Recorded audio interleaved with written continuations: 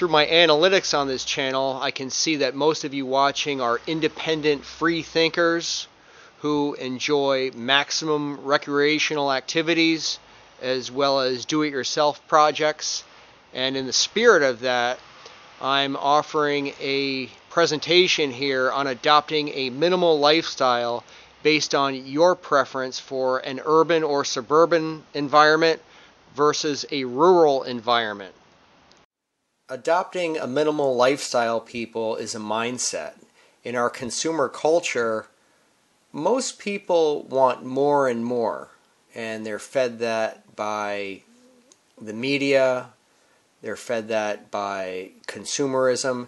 However, for many of us, we get a greater sense of satisfaction off living happily from less and less. So here are the first steps to achieve that. First, decide whether you want to live in an urban or suburban environment or a rural location. Do you need to be around people, cultural activities like arts and music, and good school systems for your children? If so, you want to choose an urban or suburban location. Now, do you favor nature and self-reliance over civilization? Well, if so, then you should live in the country. Choose rural in that example. But that is a huge decision to make. If you decide on an urban location, consider losing the car. If you really want to go minimal and cut down your expenses, people, especially as gas prices are just going crazy, north of $3.75, $4 a gallon. While living expenses are greater in an urban or suburban location, a car can be replaced with public transportation. Recreational groups and activities often use carpools, so offer gas money to drivers.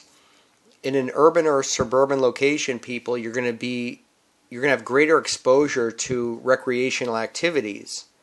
Many times those activities will center around a carpool situation by throwing the driver a 5-spot to go off, hiking, for example, or on a camping trip.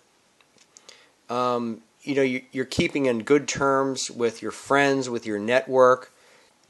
Now, if you really start feeling the pinch, renting a room or an outbuilding like a shed or a barn from a friend may be an option for you.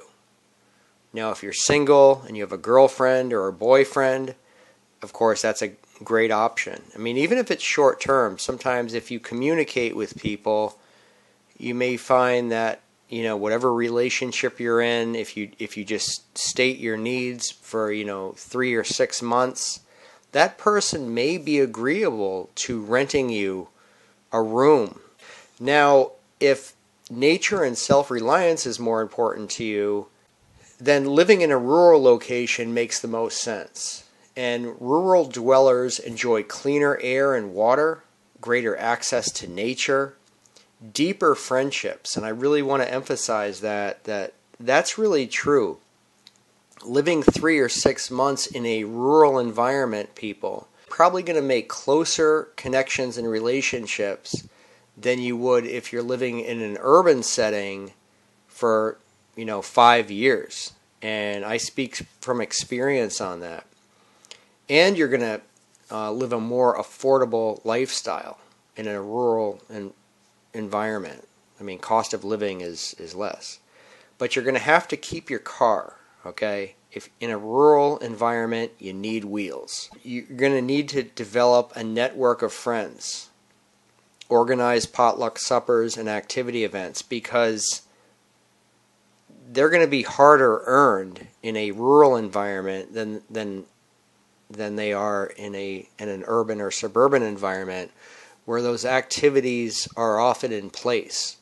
Okay, those groups, those circles of people are already in place, and you just need to insert yourself into that situation. In a rural environment, people, oftentimes you're going to have to take the initiative to develop those connections. Thanks for watching, people, and would be great to have you as a new subscriber to my channel. If you're already a subscriber, it's great to have you on board. Please continue to leave comments, and thanks for watching. See you next time.